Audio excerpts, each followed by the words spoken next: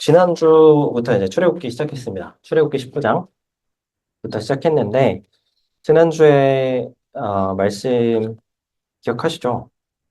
그래서 하나님께서 이스라엘 백성들을 시내산으로 인도하십니다. 그리고 음, 모세에게 말씀하셨죠. 5절 말씀 한번 같이 읽어보겠습니다. 5절 말씀 다시 한번 같이 읽겠습니다. 시작. 세계가 다 내 성경책을 이제 찾으셔야 돼요. PPT만 보시면 안 되고요. 이게 여기 그 성경책에 없는 구절을 왔다 갔다 하거든요. 그래서 성경책이 필요합니다. 출애굽기 19장. 출애굽기 19장 5절 말씀, 5절과 6절 말씀 같이 한번 읽겠습니다. 시작. 세계가 다 내게 속하였나니 너희가 내 말을 잘 듣고 내 언약을 지키면 너희는 모든 민족 중에서 내 소유가 되겠고 너희가 내게 대하여 제사장 나라가 되며 거룩한 백성이 되리라. 너는 이 말을 이스라엘 자손에게 전할지니라. 아멘. 하나님께서 말씀하시죠. 너희가 내 말을 잘 듣고 내 언약을 지키면 너희에게 내가 이와 같은 언약을 지킬 것이다 하면서 세 가지 말씀하셨다고 했죠. 그래서 지난주까지 이제 말씀을 마무리를 지을 때 이 세 가지 언약을 지킬 것인데 이 세 가지의 의미가 무엇인지에 대해서 함께 오늘 말씀을 통해서 나누기로 했던 지난주의 마지막을 기억하시죠? 세 가지가 무엇입니까? 첫 번째, 내 소유가 되겠고, 두 번째, 대사장 나라가 되며, 세 번째, 거룩한 민족이 되게 할 것이다. 이렇게 세 가지를 약속을 하십니다. 그래서 이 세 가지 언약이 어떤 것인지를 우리가 함께 보려고 하는데, 우리가 그 구약 성경을 볼 때 좀 유념해야 되는 것은 무엇이냐면, 구약은 옛 언약이거든요. 그래서 예전에 그 주어진 약속입니다. 근데 옛 언약이 이미 성취됐죠. 누구로 인해서? 예수 그리스도로 인해서. 그래서 이미 성취된 언약입니다. 그래서 우리가 구약 성경을 볼 때에는 하나님께서 말씀하시는 모든 언약이 이미 성취되었다는 그 관점에서 성경을 봐야 됩니다. 그러니까 이 언약이 우리에게 이미 임했고 그 언약 하나님께서 보여주시기로 했던 그 모양이 지금 오늘 현실 나의 삶 가운데에 어떤 모양으로 지금 열매를 맺게 되었는지 이것을 봐야 한다라는 것이죠. 근데 구약 시대에 하나님께서 말씀하신 모든 말씀은 이미 나의 삶 가운데 이미 성취가 되었다. 이런 관점으로. 그렇다면 오늘 우리가 함께 읽은 세 가지 약속은 당연히 우리가 살아가는 오늘 현실에 나의 삶 가운데 열매로 드러나야만 합니다. 이 세 가지가. 첫 번째, 하나님의 소유가 되어야 하고, 제사장 나라가 되며, 그리고 거룩한 민족이 되게 하시는 것. 이 세 가지가 이미 나의 삶 가운데 임했어야 한다. 그렇다면 우리는 오늘 말씀을 통해서 이 세 가지가 구체적으로 어떤 모양을 말씀하시는지 이것을 좀 함께 살펴보도록 하겠습니다. 자, 첫 번째는 나의 소유가 될 것이다 라고 말씀하시죠. 8절 말씀 한번 같이 읽어보겠습니다. 출애굽기 19장 8절 함께 읽겠습니다. 백성이 일제히 응답하여 이르되 여호와께서 명령하신 대로 우리가 다 행하리이다. 모세가 백성의 말을 여호와께 전하매 하나님께서 모세를 통해서 너희들 그 이스라엘 백성들이 나의 말 듣고 언약을 지킬 것인지 가서 확인해라 모세에게 말씀하셨죠. 그래서 모세가 시내산을 다시 내려가서 장로들과 이야기 나누고 그리고 이스라엘 백성들 그 전체의 의견을 이제 장로들을 통해서 확인한 것이죠. 그 언약을 지킬 것입니다. 하나님의 백성으로서 살아가겠습니다. 이제 언약의 확답을 듣고 다시 하나님께로 올라갑니다. 하나님, 이스라엘 백성들이 그렇게 순종하며 살겠답니다. 라고 말씀을 드립니다. 하나님께서 그래, 그럼 오케이 하고 이제 언약식 준비하자. 이렇게 된 거예요. 그 언약식에 너희들이 무엇을 준비해야 되는지 하나님께서 이제 이렇게 말씀하셨는데 9절 말씀. 9절에 이렇게 말씀하시죠. 9절 함께 읽겠습니다.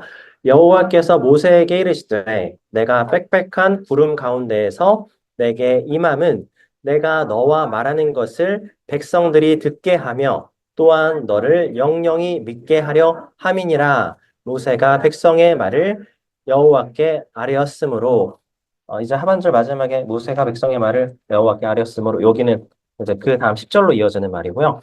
그 전까지 이제 이어서 보시면 하나님께서 모세에게 뭐라고 말씀하십니까? 내가 너에게 빽빽한 구름 가운데 나타나서 말할 것인데 이렇게 내가 너한테 말하는 이유는 이것을 통해서 이스라엘 백성들이 영원히 너를 믿게 하려 합니다. 라고 말씀을 하십니다. 영원히 너를 믿게 하기 위해서. 일종의 그러니까 퍼포먼스를 보여주시는 거죠.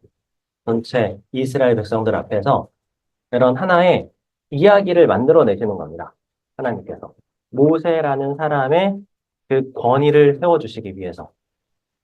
이것이 하나님께서 우리의 삶을 사용하시는 방식인데, 하나님께서는 우리의 삶에 이러한 어떤 이야기들을 계속해서 만들어 가시거든요.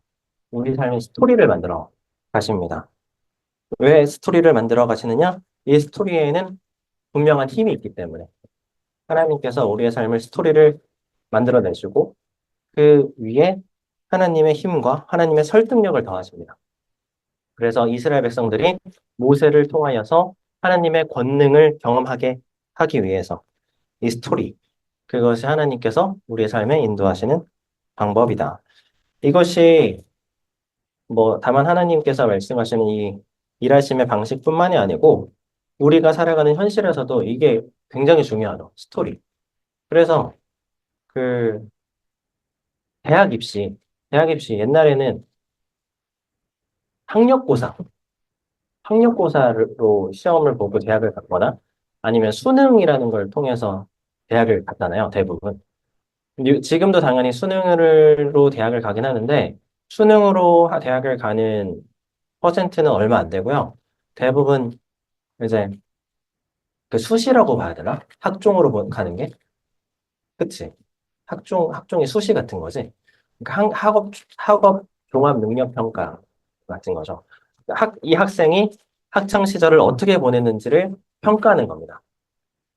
그 3년 동안의 고등학교 3년 동안의 시간들을 어떻게 보냈는지 성적 당연히 보고 네, 교내 활동, 교외 활동 이런 것들을 다 보더라고요. 그것을 통해서 이제 대학에서 평가하는 것은 무엇이냐면 이 아이의 스토리, 3년 동안의 이야기가 어떤 이야기를 축적하여 왔는지, 써내려 갔는지, 이걸 보겠다는 거죠. 그래서 이 아이의 스토리가 어떠한지를 보고, 진짜 인재를 뽑겠다. 이런 취지로 학종이라는 걸 시작했는데, 사실 지금은 변질됐습니다. 그래가지고 학부모들의 입시 경쟁이 되어버려서, 좀, 이제 그 본래 취지가 좀 무너지긴 했지만, 어쨌든, 대학에서 학종이라는 걸 시작한 이유도 아이의 스토리를 보겠다. 그 아이가 살아온 그 인생을 보겠다. 그것을 통해서 너의 스토리를 통해서 나를 설득해봐라. 이런 거거든요. 대학에서. 이 소설가 김영하 씨가, 이런 말을 한 적이 있습니다. 어떤 프로그램에 나와서. 우리나라 사람들이 제일 좋아하는 위인이라고 하면은 누가 있죠? 보통 두 명 딱 말하거든요. 세종대왕, 그리고 이순신 장군 말합니다. 보통 대부분.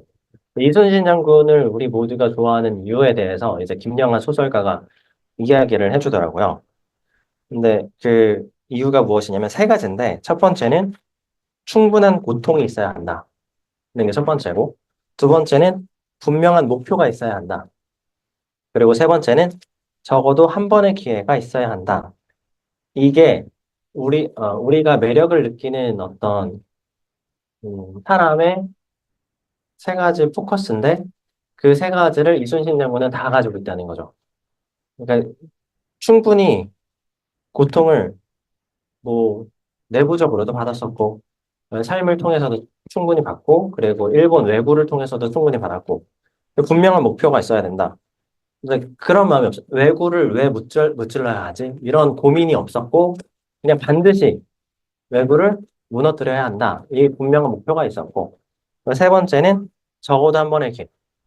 그 적어도 한 번의 기회가, 어, 그 12척이라는 그 배, 그 배를 통해서 이제 한 번의 기회를 맞이하게 되고, 그것을 통해서 이제 이순신 장군이라는 역사를 세워낸 거죠. 그런 세 가지의 조건이 충족되었을 때, 사람들은 이제 그 사람을 좋아하기 시작한다는 거죠. 근데 그것이 다만 뭐 역사적인 인물뿐만이 아니고 드라마나 소설의 주인공들도 이 세 가지 조건을 충족할 때 사람들이 매력을 느낀다. 뭐 이런 이야기를 합니다. 근데 이것도 마찬가지죠. 스토리. 그 사람이 가지고 있는 스토리를 어떻게 써내려가느냐. 충분한 고난, 충분한 고통이 있는가? 그리고 분명한 목표가 있는가?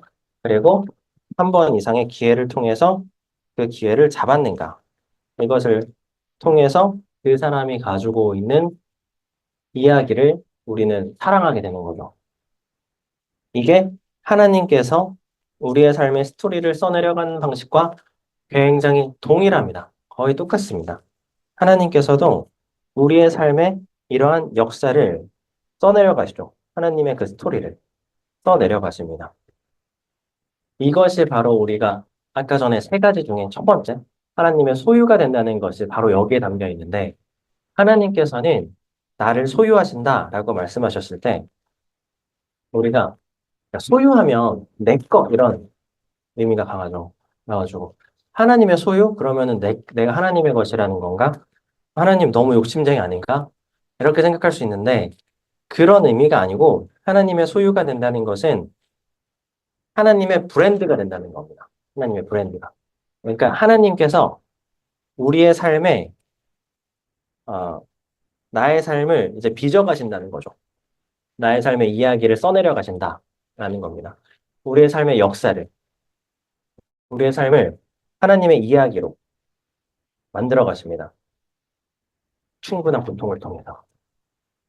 그리고 내 삶의 그 과정을 통한 분명한 목적을 설정하게 하셔서, 그리고 찾아오는 기회를 통해서 하나님께서는 나의 삶의 역사를 써내려 가신다라는 것이죠.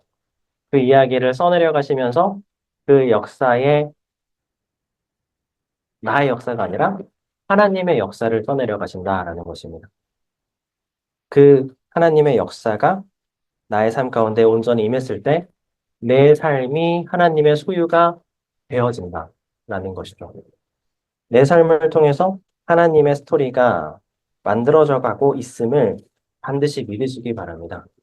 오늘 내가 마주하게 된 그 고통이, 그리고 하나님께서 내게 주신 오늘의 그 목표가, 그리고 오늘 나에게 하나님께서 주신 그 기회가 하나님의 그 역사에 하나님의 그 권능을 드러내시기 위한 하나님의 역사라는 것을 반드시 믿으시기 바랍니다.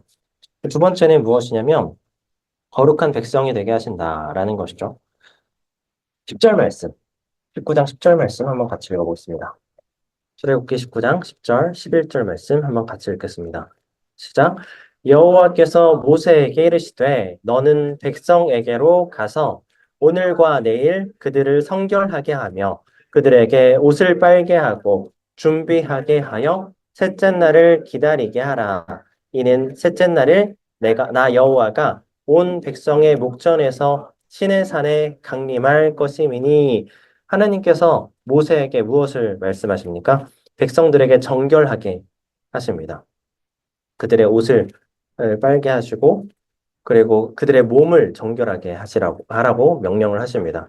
그리고 며칠을 기다리라고 하냐면 세 번째 날을 기다리게 하라라고 말씀하시죠. 이 성경에서 3이라는 숫자가 굉장히 자주 등장을 하죠. 근데 3이라는 숫자는 상징적으로는 완전수로 우리가 성경에서는 해석을 합니다. 왜냐하면 삼위일체 하나님으로부터 시작되어진 숫자이기 때문에 3이라는 숫자는 완전성의 의미를 가지고 있습니다. 그리고 3일이 되게 많이 나오거든요. 3일. 3일이 굉장히 많이 나오는데 그 3일이라는 것도 동일하게 완전함을 의미하고 있습니다. 완전함. 대표적으로 예수님께서 며칠 만에 부활하셨습니까? 3일 만에 부활하셨죠. 3일 만에 부활하신 이유는 무엇이냐면 3일 동안 예수님께서 완전한 죽음에 도달했음을 말씀하시는 겁니다.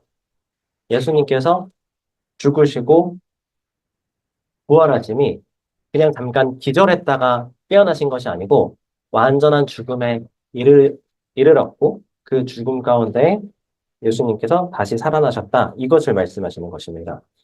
그리고 요나서에 보면은 요나가 하나님의 뜻을 거스르고 니느웨로 가지 않고 다시스로 도망가거든요. 다시스로 도망갈 때 어, 배를 타고 가다가 이제 하나님께서 그 배를 이렇게 큰 풍랑을 만나게 하시죠. 그래서 요나가 바다에 뛰어들게 되고 그 바다를 큰 물고기가 잡아먹게 삼키게 하십니다. 그래서 요나서 1장 17절에 보면 뭐라고 말씀하시냐면 요나서 한번 찾아볼까요? 요나서로 쭉 가시면 요나서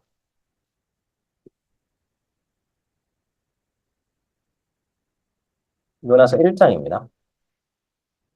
요나서 1장 17절에 요나서 1장 17절 구약성경 1288쪽입니다. 요나서 1장 17절 여호와께서 이미 큰 물고기를 예비하사 요나를 삼키게 하셨으므로 요나가 밤낮 며칠 3일을 물고기 뱃속에 있느니라. 3일 동안 물고기 뱃속에 있었다라고 말씀하시죠. 이것을 통해서 하나님께서 말씀하시는 메시지는 무엇이냐면 물고기 뱃속에서 요나가 완전한 죽음에 이르렀음을 말씀하시는 겁니다.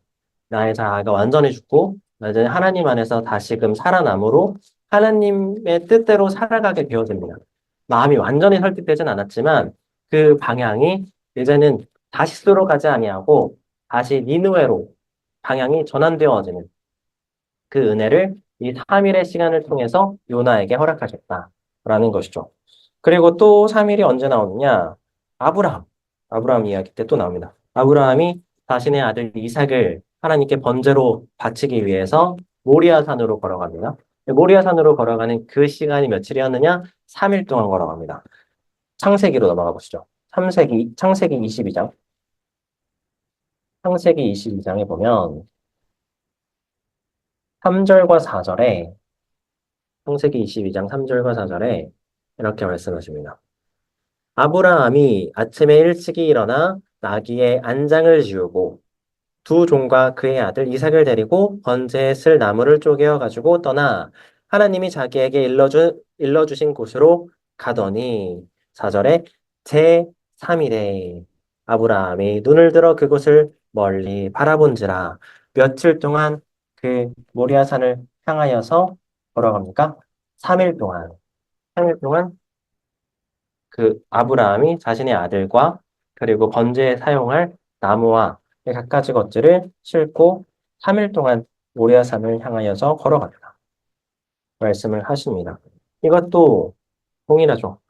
우리가 아브라함 하면은 이제 자기 아들을 하나님께 바치기에 부족함이 없는 믿음이라고 생각이 되죠. 물론 그런 믿음을 가지고 있었습니다. 주저함이 없었죠. 그럼에도 불구하고 자신의 아들을 번제단에 올려 드리기 위해서 걸어가는 그 발걸음이 편했을 리는 없죠, 당연히. 3일 동안 모리아산을 향하여서 걸어가는 그 아브라함의 발걸음이 우리가 사실은 상상할 수 없는 고뇌 가운데에 있었을 것이다 라는 것이죠. 이 3일 동안 하나님께 드리는 번제, 그 발걸음을 통해서 하나님께서는 아브라함에게 완전한 하나님의 백성의 아버지로서, 하나님 나라의 민족의 아버지로서 완전히 거듭나게 하십니다. 이 시간을 통해서. 3일 동안 모리아산을 향하여서 걸어가는 아브라함의 발걸음을 통해서 그의 마음 가운데 완전한 하나님 안에서의 확정된 마음이 이때에 세워졌다라는 것이죠. 이 3일이라는 것이 그런 의미를 담고 있다. 그래서 오늘 본문에서도 동일한데 3일 동안 오늘 본문 출애굽기 19장으로 돌아오면 3일 동안 이제 그 너의 옷을 빨고 너의 몸을 단정하게 하고 성결하게 하여서 3일째 되는 날 너희들이 내가 너희들에게 임재할 나를 대면할 그 시간을 준비하라 라고 말씀하시죠. 3일 동안. 이것도 동일한 의미죠. 3일 동안 너희 몸과 마음을 정결하게 하여 완전한 나와의 언약식을 준비하라. 완전한 하나님의 백성으로서 준비되어 있어라. 라는 것을 의미합니다. 그래서, 우리가 사실 이제 나의 결심이 며칠 못 간다. 이런 말을 할 때, 사자성어로 뭐라고 말하죠? 작심삼일이라는 말을 쓰죠. 작심삼일. 그러나, 작심삼일이면 충분하다. 우리에게는. 작심삼일이면. 3일이면은 완전함을 이루어내기에 부족함이 없는 시간이다. 이것을 기억하시기 바랍니다. 풀리지 않는 문제가 있다면, 3일 동안 작정 기도하면 됩니다. 3일 동안 금식하고, 3일 동안 밤새 기도하면서 하나님 안에 하나님과 씨름을 하며 하나님 안에서 그 답을 찾아가는 것이죠.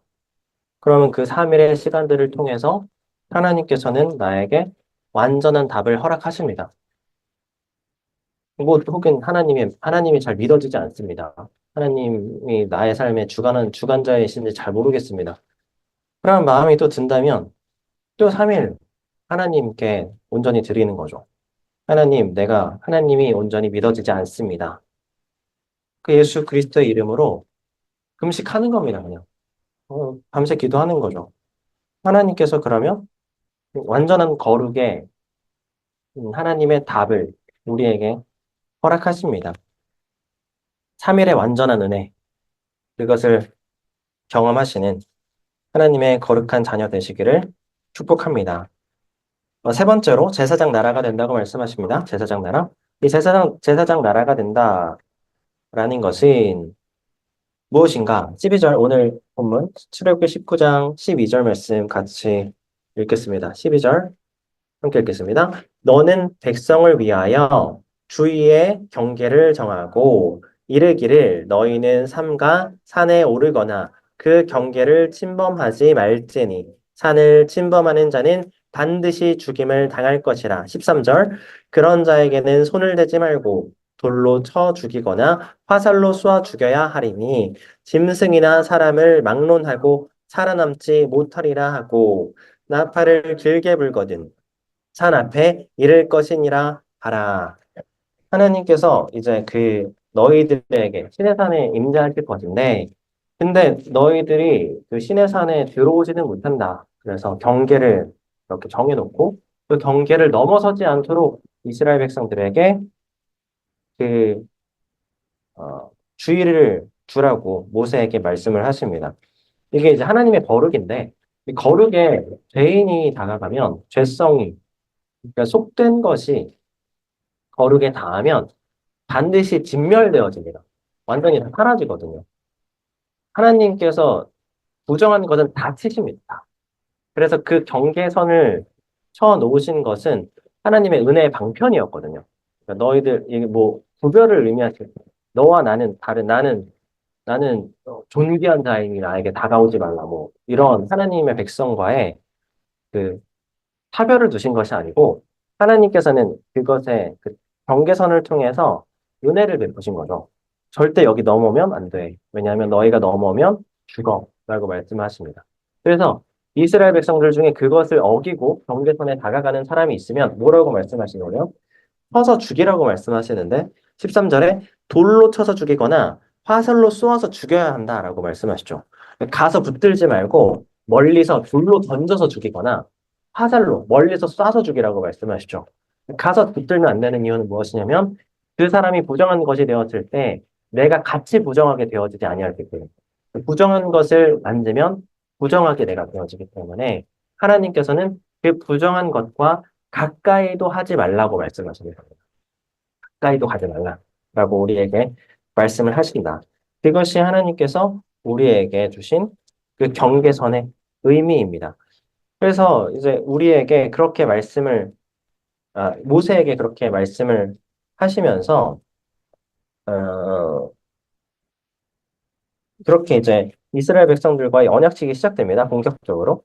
본격적으로 이제 16절부터, 오늘 함께 읽었던 본문, 16절부터, 18절부터 읽긴 했지만, 16절부터 이제 그 언약식이 시작됩니다.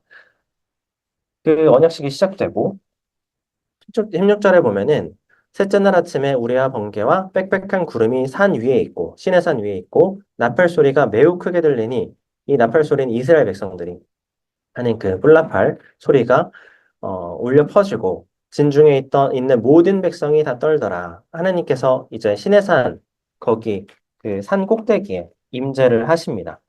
그리고 이때 모세가 하나님을 맞으려고 백성을 거느리고 진에서 나오매 그들이 산 기슭에 서 있는데 시내산에 이제 여호와께서 임재하십니다. 불 가운데 거기에서 강림하심이라라고 말씀을 하시죠. 그리고 나서 모세가 하나님께서 모세를 시내산 꼭대기로 부르십니다. 20절에 보면 이렇게 말씀하시죠. 여호와께서 시내산 곧 그 산 꼭대기에 강림하시고 모세를 그리로 부르시니 모세가 올라가매 이 모세를 산 꼭대기로 올라오라고 말씀하십니다. 그래서 이제 모세가 올라가거든요. 시내산을 향해서. 그리고 이제 21절에 뭐라고 말씀하시냐면 여호와께서 모세에게 이르시되 내려가서 백성을 경고하라. 백성이 밀고 들어와 나 여호와에게로 와서 보려고 하다가 많이 죽을까 하노라. 그 이스라엘 백성들이 신기하겠죠. 나를 인도한 여호와 하나님께서 이제 눈앞에 있는 거니까 저기 그 빽빽한 구름과 불로 내려오신 여호와가 눈앞에 보이는 거죠. 저 멀리 하늘 꼭대기에. 그러니까 선을 넘지 말라고 경고의 말을 이미 했지만 그 선을 넘어서 여호와 하나님을 보기 위해서 이제 60만, 200만에 가까운 사람들 있었을 텐데 그 사람들 중에 이제 그 선을 넘어서는 사람들이 충분히 있었을 수 있겠죠. 그래서 그들에게 다시 가서 절대 넘으면 안 된다. 그러니까 경고의 말씀을 다시 가서 하라고 여호와 하나님께서 모세에게 명령을 하십니다. 그래서 이것을 21절에 이제 그렇게 내려가라고 말씀을 하시는 것을 통해서 보면은 어떤 마음이 드냐면 이게 시내산을 알아야 되는데 시내산이 어떻게 생겼는지 알아야 되거든요. 시내산 안 가보셨죠? 저도 안 가봤습니다. 저도 가보진 않았는데 그 유튜브로 검색하면 나옵니다.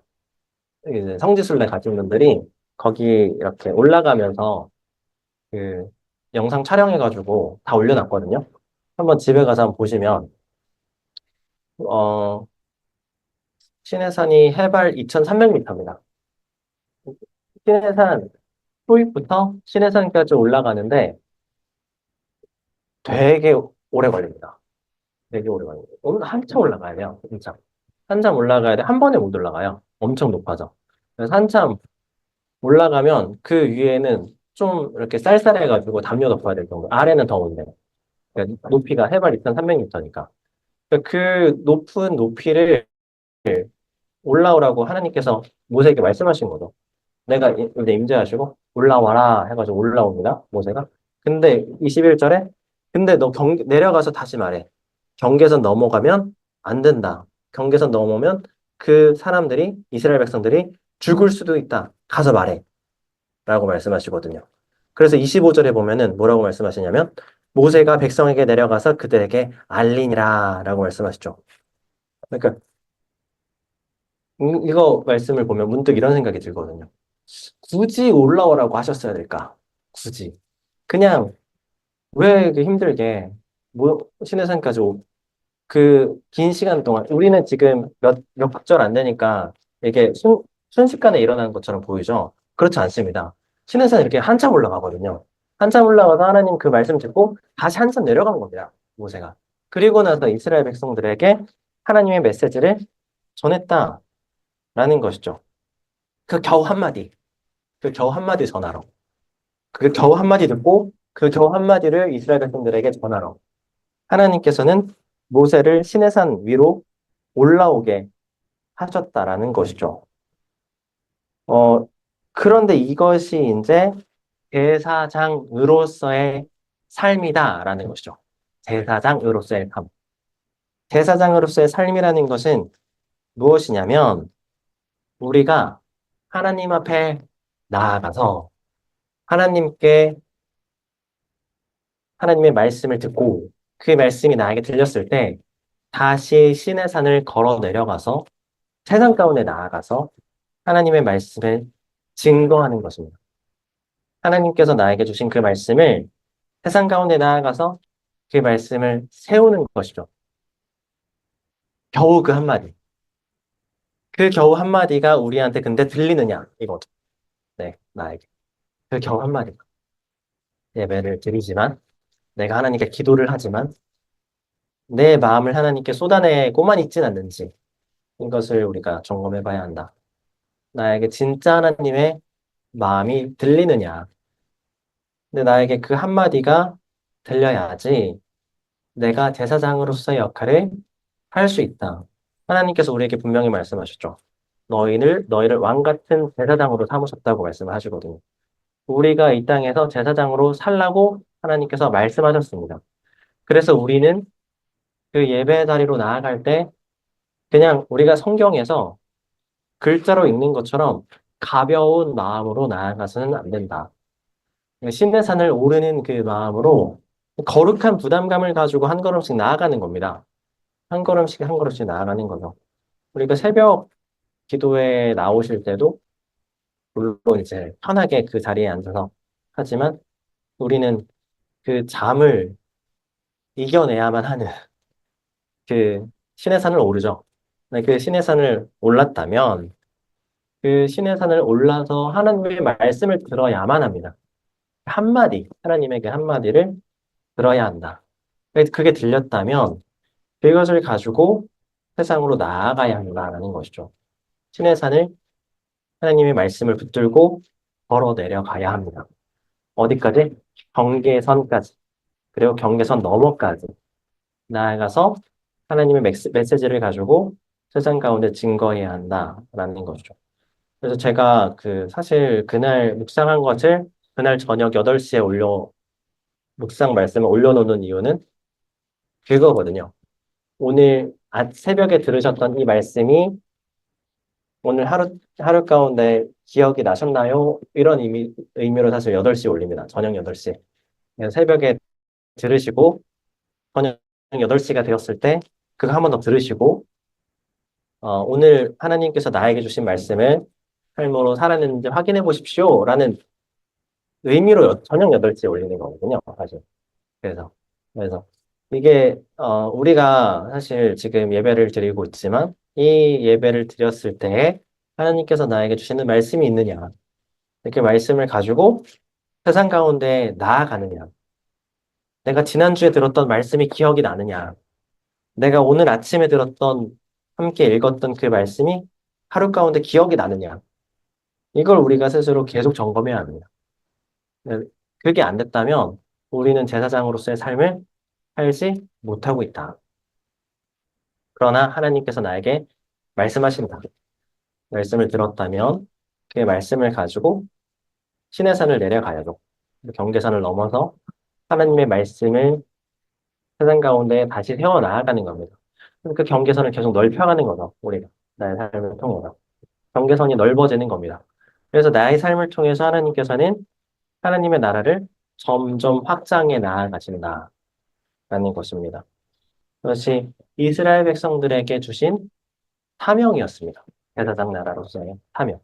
너희가 제사장 나라가 되었다라는 것은 너희에게만 구원이 임했다는 것이 아니고 너희 이스라엘 나라를 통해서 열방을 구원할 것인데 세상 가운데 나아가서 나의 말씀을 증거해라 라고 말씀하시는 거거든요.